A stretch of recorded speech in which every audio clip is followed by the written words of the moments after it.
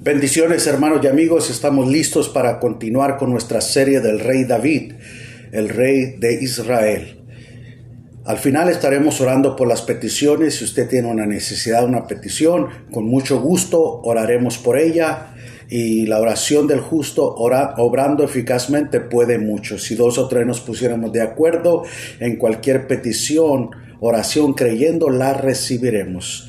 Gloria al Señor. Vamos a orar para dar inicio. Padre, te damos gracias por tu amor, tu misericordia y tu bondad. Venimos a ti con un corazón contrito y humillado, reconociendo nuestra necesidad y nuestra dependencia de ti. Reconocemos que sin ti nada podemos hacer, pero todo lo podemos en Cristo, que es nuestra fortaleza. Danos oído para oír y corazón para retener. Te lo pedimos en el nombre que es sobre todo nombre, en el nombre de Cristo Jesús. Amén. Gloria a Dios.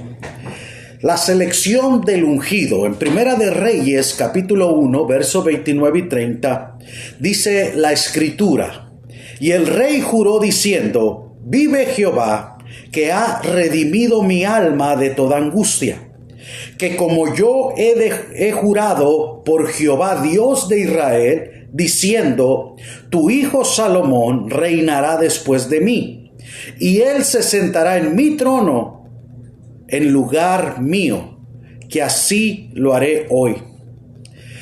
La insistencia de Betsabé y la influencia del profeta Natán lograron favorecer a Salomón como el próximo rey.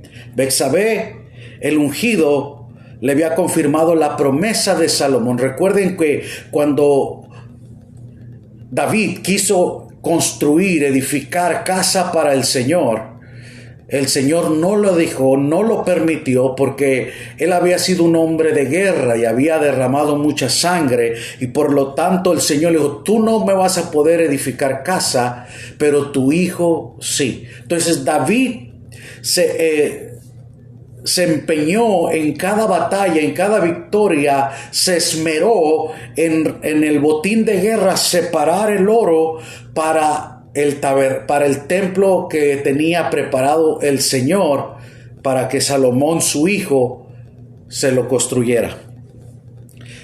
Pero vemos que Sadoc, Natán y Benaía les dio instrucción para que llevaran a Salomón al Gijón, y de ahí lo ungieran como rey y que lo proclamaran como tal. Una procesión real que llegaría a Jerusalén, seguida por Sadoc, Natán y Benaía, donde se sentaría como rey. David le da instrucciones al sacerdote, al profeta, a los hombres importantes de peso en el pueblo, para que hicieran la orden que el rey había dado. Jonatán, hijo del sacerdote Abiatar, le dio la noticia a Adonías de que Salomón había sido la preferencia de David como el rey sucesor. Además le informó de los pormenores ocurridos mientras Abiatar estaba teniendo un banquete con sus aliados, porque él mismo se proclamó, él mismo se constituyó, él mismo se escogió y se llamó. Eso se llama usurpar, ¿verdad? Tomar la posición. Lo vemos tanto en el ámbito político, tanto en el ámbito espiritual, religioso, donde mucha gente se atribuye una posición donde Dios no lo ha puesto ni lo ha elegido, y lo vemos en muchas partes de la Escritura. Adonías se quedó solo porque sus convidados tuvieron miedo y se fueron. Imagínense cuando se enteran en el banquete que el profeta, que el sacerdote, que los hombres importantes del rey le están validando o le están dando, aleluya, la luz verde, la aprobación de que el rey eligió a su hijo Salomón en vez de Adonías. La gente salió corriendo y dijo: no, yo no quiero ser tomado como un desertor o como una persona que toma del partido equivocado y pagar las consecuencias. Mejor, como dice el proverbio mexicano, más vale decir aquí corrió que aquí quedó. Y tuvieron miedo y se fueron. Él viéndose perdido a Abiatar, buscó por misericordia agarrándose de los cuernos del altar. como fue cuando fue traído ante Salomón, le perdonó. Ahora, primero, número 1, el efecto. En el verso 30 del capítulo 1 dice la escritura: tu hijo Salomón reinará después de mí. David le estaba diciendo a Betsabé: tu hijo Salomón reinará después de mí, y él se sentará en mi trono en lugar mío, que así lo haré hoy. David estaba enfermo. Adonías tenía el respaldo de Joab, la espada de Abiatar, ¿verdad? Adonías era el que estaba, no Abiatar, ¿verdad? Abiatar era el que le estaba ayudando. Pero Adonías era el que se había puesto en la posición de rey, que no tenía, pero él tenía. Abiatar era el sacerdote que lo estaba apoyando, porque siempre hay partidos, ¿verdad? Pero no gozaba del apoyo de Sadoc, de Natán el profeta, ni de Benaía, cuyos personajes claves e influyentes en el reino del ungido. Hay personas en el liderazgo, en el pueblo, que tienen un peso, un respaldo, que tienen credibilidad, que la gente los respeta y los respalda y los apoya. Los ungidos siempre tendrán personas que serán de gran influencia sobre ellos, pero estas personas deben cuidarse de no utilizar para mal, sino para bien ese poder de influencia. Siempre un líder que tiene éxito, que tiene trascendencia, es porque se ha rodeado de personas de liderazgo que tiene influencia, que tiene peso, pero esa influencia y ese peso tiene que usarse de una manera correcta, porque si no se usa, entonces trae consecuencias dañinas y divisoras en el futuro. Una combinación de personalidades, incluyendo a Betsabé, lograron que el ungido se decidiera por su hijo Salomón. Escuchemos al ungido hablarle a Betsabé: vive Jehová, que ha redimido mi alma de toda angustia, que como yo te he jurado por Jehová, Dios de Israel. David le dice a su esposa, a la madre de su hijo, él confiesa el estado de ánimo con la autoridad de su selección para mostrar su decisión final. Sentía que tenía en su paz alma. La escritura dice: vive Jehová, que ha redimido mi alma de toda angustia. En otras palabras, David estaba en paz, estaba tranquilo con la decisión que había tomado, porque Dios ya le había dicho: tu hijo va a edificar casa para mí, no tú. Y él se esmeró. Ahora, cuando estaba para tomar la decisión, una de las últimas decisiones de su vida, él tenía paz. Muy importante el efecto del compañero, de la compañera. Siempre en la vida, la influencia. La Biblia dice que la esposa es ayuda idónea. Cuando una mujer trabaja a su lado del esposo y es un apoyo incondicional, y cuando un esposo también es apoyado, apoya a su esposa, a su cónyuge, a su pareja, ambos van a crecer, ambos van a desarrollar un potencial y un crecimiento extraordinario. Qué importante es el apoyo mutuo delante del Señor. Y en cualquier empresa que emprendamos nosotros, cuando hay un apoyo mutuo, qué importante, qué confianza, qué seguridad y qué estabilidad da tanto a la pareja. Entonces vemos aquí que Betsabé fue un apoyo para David. Fue un apoyo importante en su vida final.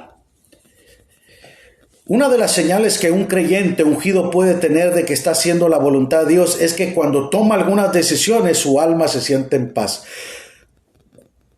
El sentimiento de paz es un sentimiento de aprobación, de convicción. Cuando uno tiene paz después de tomar una decisión, y decir: esta decisión que voy a tomar, pero uno hay como una inquietud, algo como: no, esto no está correcto, no está bien lo que voy a hacer o lo que estoy haciendo. ¿Le ha pasado alguna vez eso? Que usted está tomando o va a tomar una decisión y de repente usted siente como algo que no está bien y como que no me siento bien de tomar esta decisión, como que no va a salir bien, como que no, mejor no. No lo compro, no hago este negocio, este trato, no tomo esta decisión. Pero cuando uno va a tomar una decisión y tiene paz, uno sabe que tiene la seguridad, la certeza, la aprobación de Dios diciendo, estás en el camino correcto, vas en la dirección correcta, estás tomando buenas decisiones. Además, David como ungido honra su palabra, lo que promete lo cumple. Muy importante es que como personas la credibilidad tiene mucho que ver. Que vuestro sí, la Biblia habla y Jesús dice que vuestro sí sea sí y vuestro no sea no, porque lo que procede después de eso trae consecuencias. ¿Cuántas personas prometen y no cumplen? La Biblia dice, es mejor que no prometas y que cumplas y no que prometas y no cumplas. Entonces hay muchos ejemplos bíblicos que no me desviaría entonces y no quiero perder el enfoque. Pero David era un hombre de palabra. Tu hijo, nuestro hijo, va a tomar mi lugar y se sentará en mi trono. En el que era mi trono, ahora él se va a sentar ahí. David, cuando Dios le dijo, tú no me vas a edificar casa, porque David vio que el arca del pacto estaba en una casa de campaña, y dijo, yo tengo un palacio donde yo vivo, y ¿por qué mi Dios, su presencia no puede estar en un templo, en una casa perpetuamente? Pero el Señor le dijo, David, tú has sido un hombre de guerra, has matado mucha gente, por lo tanto, tú has derramado mucha sangre y no te voy a permitir, pero tu hijo. Entonces esta promesa, pasaron los años y como que a David se le había olvidado, pero la esposa le recuerda, hey, acuérdate. Los ungidos tienen que cuidarse en lo que prometen y a quién lo prometen. Sus palabras tienen peso intelectual y emocional. Muchos no la tomarán a la ligera, sino que le darán crédito. Escuche bien, hay muchas personas que prometen y no cumplen. Y a veces tú puedes decir, bueno, esa persona, lo que él dice, su credibilidad ya está entredicho. No tiene credibilidad, pero cuando una persona que tú admiras, que tú respetas y te da su palabra y no la cumple, empieza a perder credibilidad, empieza a perder el respeto. Entonces, cuando una persona pierde la credibilidad y se le pierde el respeto, ya no se le confía. Se le pone como un mentiroso, como un estafador, como un engañador. Entonces, hay gente que llora y hacen promesas, ¿verdad? Y a la mera hora no las cumplen. Notemos ese marcado énfasis, que así lo haré hoy. Entonces, qué importante es que nosotros seamos de palabra. En una ocasión, Jesús puso un ejemplo de un centurión. Estaba Jesús en Capernaum y vino un centurión que era jefe de un batallón de soldados. Entonces este centurión le dijo, Señor, mi criado está gravemente atormentado, enfermo, postrado en cama.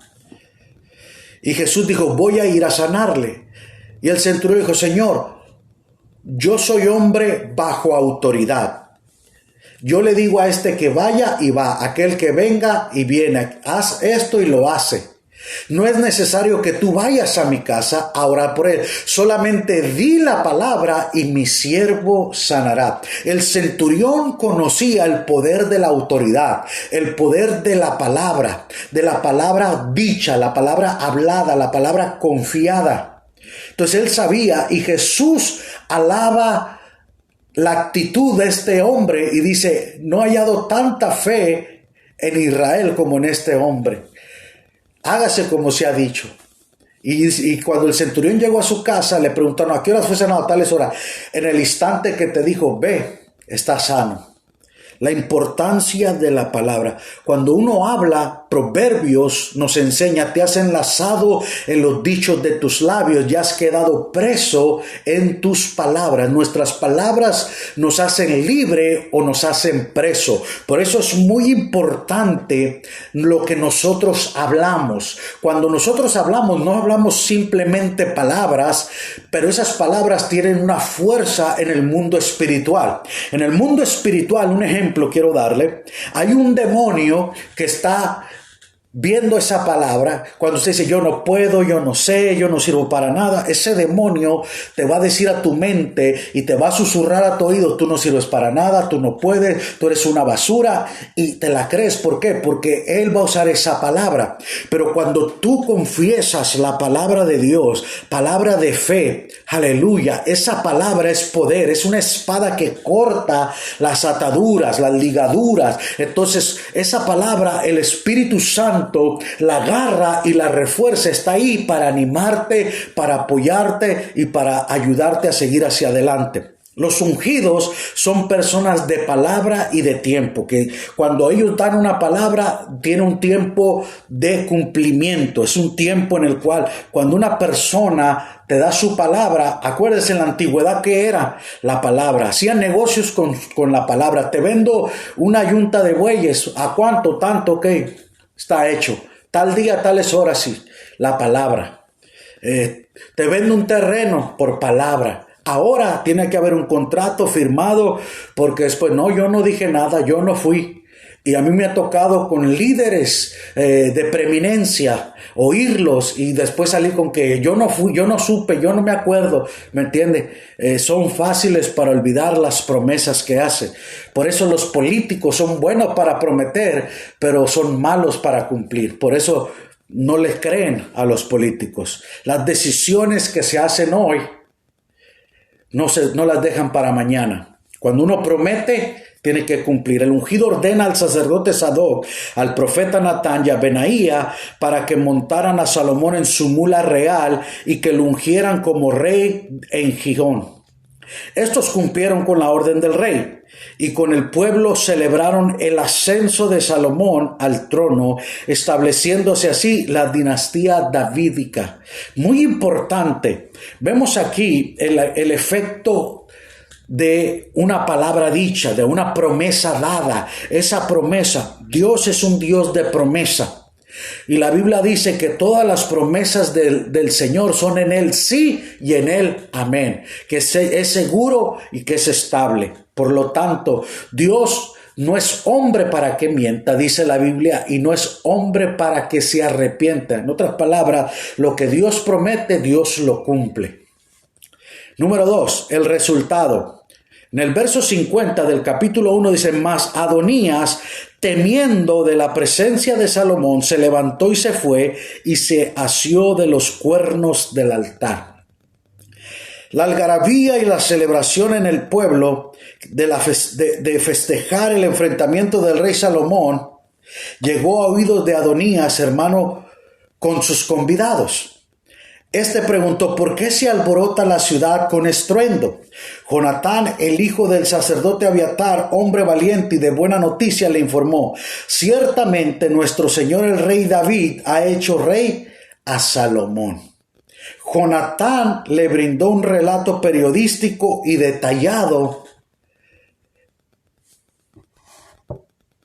Imagínese Adonías. Y dice, primero, habló de la alegría y el alboroto del pueblo al Salomón ser ungido. Imagínense, es una celebración, es una proclamación de un rey. Hay una fiesta, hay una celebración. Segundo, Salomón se sentó en el trono del reino. Tercero, declaró que Salomón fue bendecido por los siervos del ungido con estas palabras. Fíjese, Dios haga bueno el nombre de Salomón más que tu nombre. Haga mayor su trono que el tuyo. Y número 4, el rey en su cama adoró y declaró, bendito sea Jehová, Dios de Israel, que ha dado hoy a quien se siente en mi trono, viéndolo mis ojos.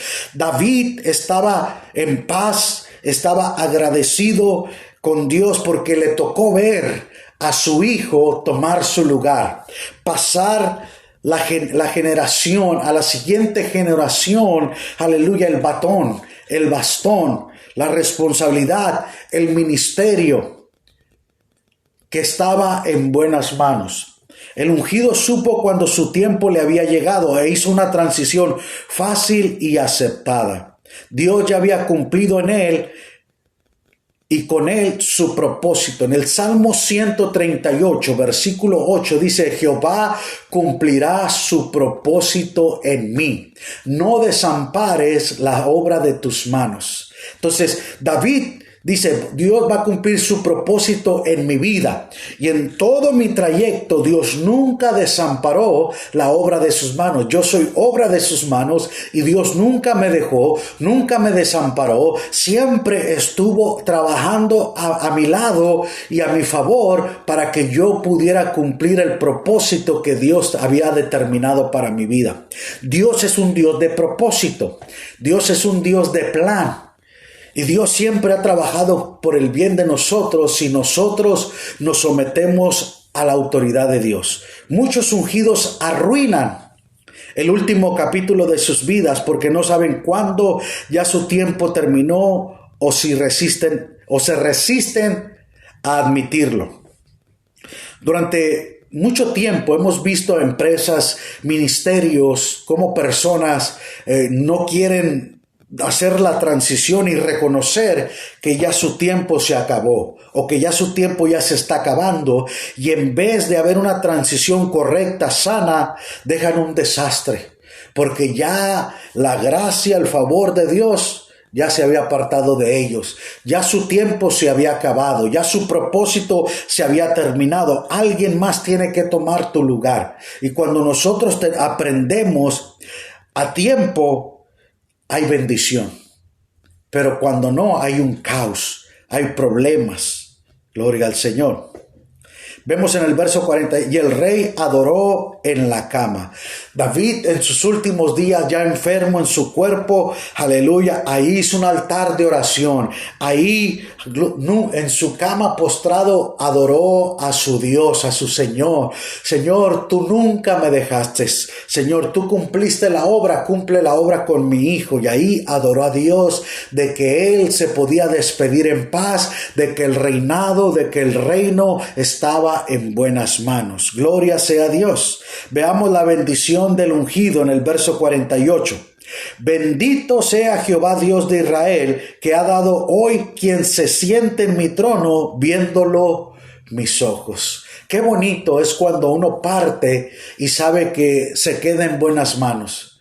Pero cuando hay una incógnita, cuando no hubo una transición, cuando no hubo un ungimiento, una selección de su sucesor, y lo ungió y lo vio listo y preparado para cumplir la misión que se tiene por delante, hay una angustia. Pero David tenía paz y alabó y glorificó al Señor. La vida del ungido formó parte de la selección de sucesor y lo bendijo porque muchos mueren sin ver sus ojos al sucesor. No saben quién tomará su lugar, pero Dios ya tiene a alguien preparado. Los convidados de Adonías, al enterarse de lo sucedido, lo dejaron solo en su banquete. Imagínense, nadie se quería calentar en ese fuego que estaba hirviendo. Amigos a la distancia lo apoyaron hasta darse cuenta que él estaba perdido. Oh, yo pensé que tú eres el ungido, yo pensé que tú eras el correcto, yo pensé que tú eras la persona para esa posición, pero me he dado cuenta que tú te adelantaste, que tú te pusiste en un lugar que no te pertenecía. Según llegaron, se fueron. Adonías, al verse solo, se acordó que había un lugar donde la misericordia podía ser alcanzada, y era asiéndose de los cuernos del altar, y lo hizo. Se le informa a Salomón que Adonías tenía miedo y que estaba asido de los cuernos del altar, y decía: júrenme hoy el rey Salomón, en el verso 51, que no matará a espada a su siervo. Él sabía cuál era la sentencia que merecía, pero también conocía lo que era la misericordia. vemos que Adonías pide misericordia y sabía que la sentencia era la muerte por usurpar el poder, por usurpar el trono, por tomarse la posición y el lugar que no le corresponde. ¿Cuál era la sentencia? Pues sabía que había un Dios que tiene misericordia y que si se aferraba a la misericordia, Dios podía tener misericordia de él. Salomón habló con sabiduría. En el verso 52 dice, si él fuere hombre de bien, ni uno de sus cabellos caerá en tierra, mas si se hallare mal en él, morirá. Ahora, Salomón era un joven y ya tenía sabiduría. Si él se porta como un hombre de bien, ni uno de sus cabellos se va a tocar. Va a estar intacto. Si él es un hombre de bien, si él no da problemas, si él no es una persona problemática, si se porta bien, no va a haber ningún inconveniente. No va a morir él. Mas si se hallare mal, en él morirá. Pero si él se porta mal, pero si él se sale del traque, pero si él se empieza a rebelar, entonces sí va a morir. Cuando lo trajeron al rey Salomón, el nuevo ungido, lo perdonó y le dijo, vete a tu casa. Verso 53. Salomón fue justo al tratarlo con misericordia.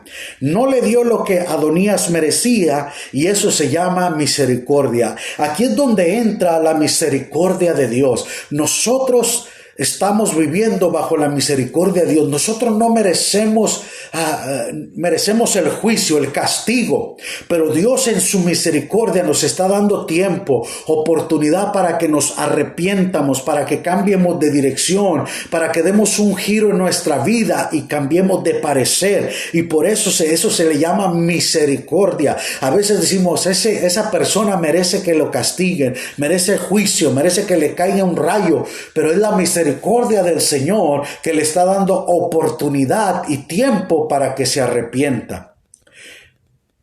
Hoy día se necesitan líderes misericordiosos. Hay una crisis porque hay gente que no tiene misericordia. Rápidamente te crucifican. Una política santa se ha infiltrado en las instituciones cristianas.